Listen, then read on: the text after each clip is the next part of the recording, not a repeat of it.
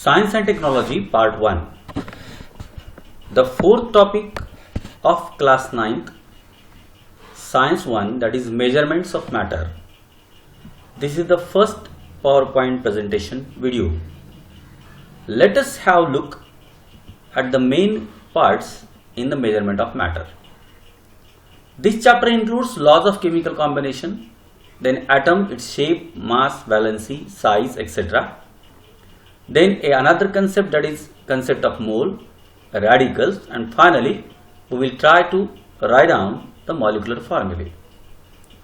We can have a recall. Number 1, Dalton's atomic theory. Number 2, how the compounds are formed. Number 3, what are the molecular formulae of salt, slate, lime, water, etc. Dalton has given a theory for the atom, that is called as Dalton's atomic theory. According to Dalton's atomic theory, every substance, every matter is composed of small, tiny particles. These particles are round shaped, containing different types of atoms.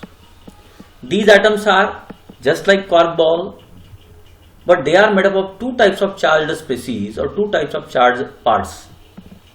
These two types of charged parts are later on called as protons and electrons. Then later on, Niels Bohr has finally concluded what is the atomic structure.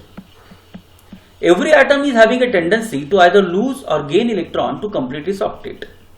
This tendency leads to form the compounds. When such compounds are formed, their molecular formulas are given. The salt has a molecular formula NaCl, slaked lime CaOH twice, water H2O, lime CaO, limestone CaCO3.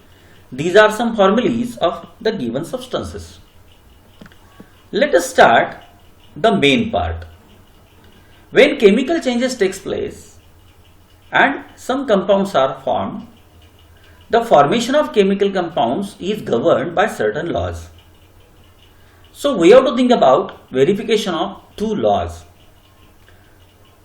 Let us look at the first experiment which is given in your book for the verification of law of chemical combination.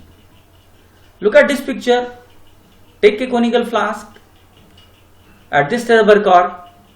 Before adjusting the rubber cork, fill some quantity of calcium chloride and in another test tube take some quantity of sodium sulfate. These two are separate. Keep the entire flask on a weighing balance. Suppose the weight of this entire part is 323 grams. Now tilt this mixture as shown here. We are taking that flask in the hand and it is tilted. Now the two solutions mix. The reaction will take place in between sodium sulfate and calcium chloride, and two new substances are formed, that is calcium sulfate and NaCl. Now once again keep the flask on the weighing balance. You will find that the weight is once again same. What does it indicate? It indicates that the total weight of the reactants before reaction is equal to total weight of the product after reaction. What does it indicate? It is indicating one law, that is known as law of conservation of matter. याला आपण वस्तुमान अक्षयतेचा नियम असं म्हणतो, पदार्थ अक्षयतेचा नियम. कोणताही पदार्थ नव्याने निर्माण करता येत नाही किंवा तो नष्ट होत नाही, फक्त एका पदार्थाचे दुसऱ्या पदार्थात रूपांतरण होते. याला अनुसरून पहिला लॉ केमिकल कॉम्बिनेशनच्या बाबतीत सांगण्यात आला. In a chemical reaction, the total weight of the reactants is same as the total weight of the products. रासायनिक अभिक्रियेत अभिक्रियाकारकांचं एकूण वस्तुमान किंवा एकूण वजन हे उत्पादितांच्या एकूण वजना इतकं असतं. This is called as law of conservation of matter. Then the second law is given, that is law of constant proportion. In 1794, the French scientist J.L. Proust stated the law. काय या लॉचं स्टेटमेंट आहे? The proportion by weight of the constituent elements in the various samples of a compound is fixed.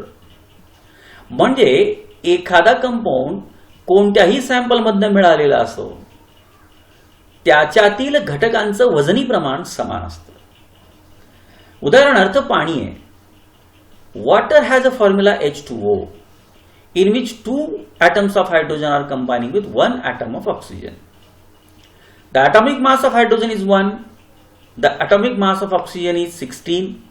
याचा अर्थ 2 हायड्रोजनचे 2 आणि एका ऑक्सिजनचे 16 म्हणजे 2 16 किंवा 1 8 असं पाण्याचं वजनी प्रमाण असतं.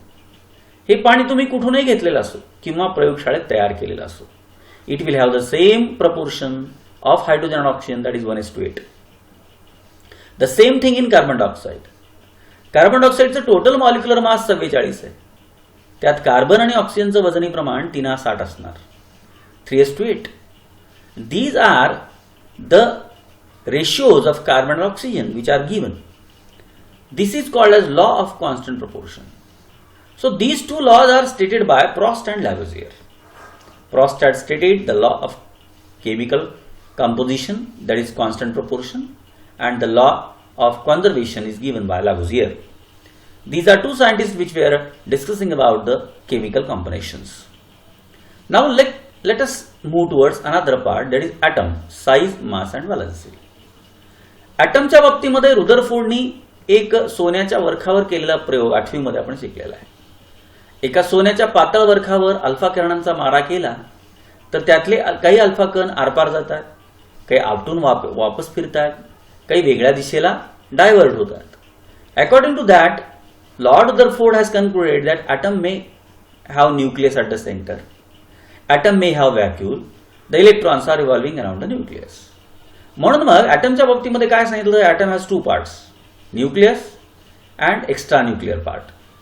The nucleus is containing proton and neutron, while the extra nuclear part is containing electrons. The size of an atom is determined by its radius. अणूचा आकार किंवा अणूचं आकारमान साधारणतः त्याच्या त्रिज्येवरनं दिलं जातं.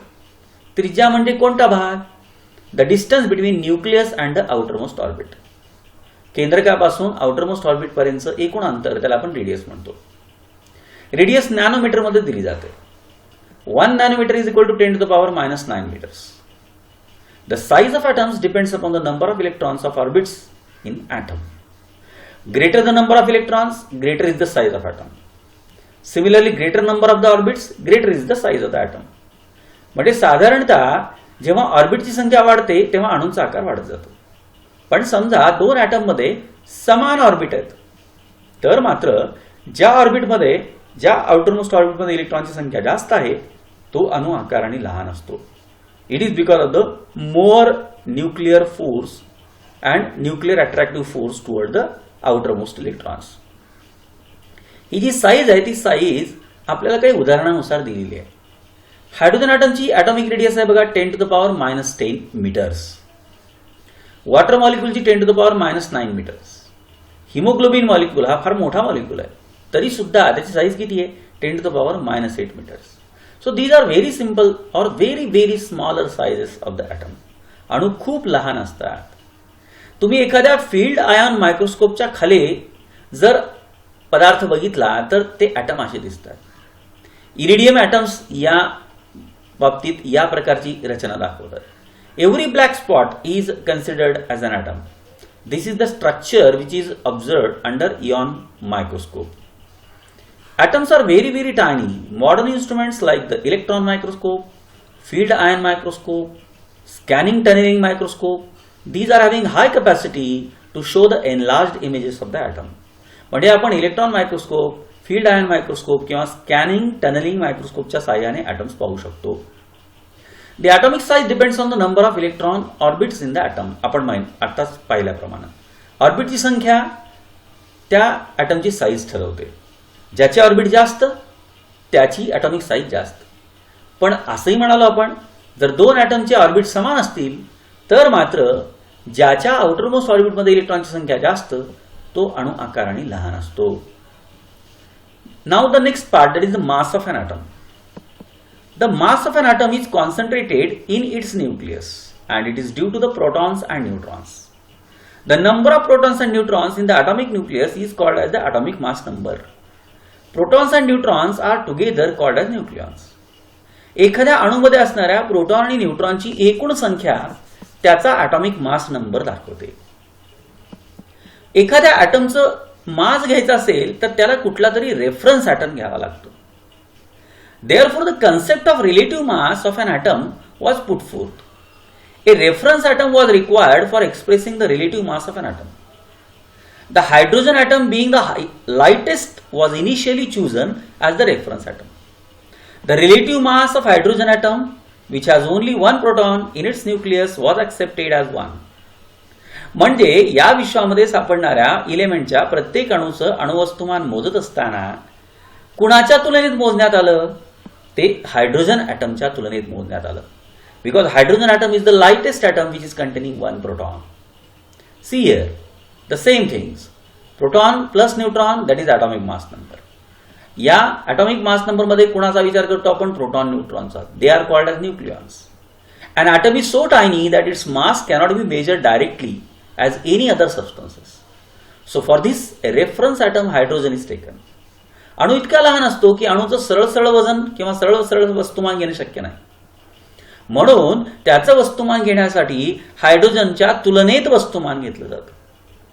हायड्रोजनचं मास किती गृहीत धरण्यात आलेलं आहे? 1. त्याच्या तुलनेत इतर अणूंची अणुवस्तुमाने मोजली जातात. उदाहरणार्थ, the mass of 1 nitrogen atom is 14 times that of a hydrogen atom. Therefore, the relative mass of a nitrogen atom is 14. म्हणजे एका नायट्रोजनच्या तुलनेत 14 हायड्रोजन टाकावे लागतात दुसऱ्या बारड्यामध्ये. याचा अर्थ नायट्रोजनचं ॲटॉमिक मास 14 आहे. कुणाच्या तुलनेमध्ये? Hydrogen ॲटमच्या. As like that, carbon atom has 12, oxygen atom has 16. These are the atomic masses of different atoms. प्रत्येक इलेमेंटच्या ॲटमला त्याचे स्वतःचे सिम्बॉल देण्यात आलेले आहेत. Who has given this? Berzelius. This method was invented by Berzelius according to UPAC system. Hydrogen H, helium He, lithium Li, beryllium Be, boron B. इथं तुमच्या लक्षात येईल, ज्याचं नाव जे आहे त्याचं आद्याक्षर त्याचा सिम्बॉल म्हणून देण्यात आलेला आहे. आणि जर आद्याक्षर सेम असेल तर मग त्याच्या पुढचं स्मॉल लेटर घेण्यात आलेलं आहे. The first letter in capital, the second letter in small, and the symbols are given to these elements. Atoms of these elements are now designated according to the chemical symbols. Some chemical symbols, for example, are given to you.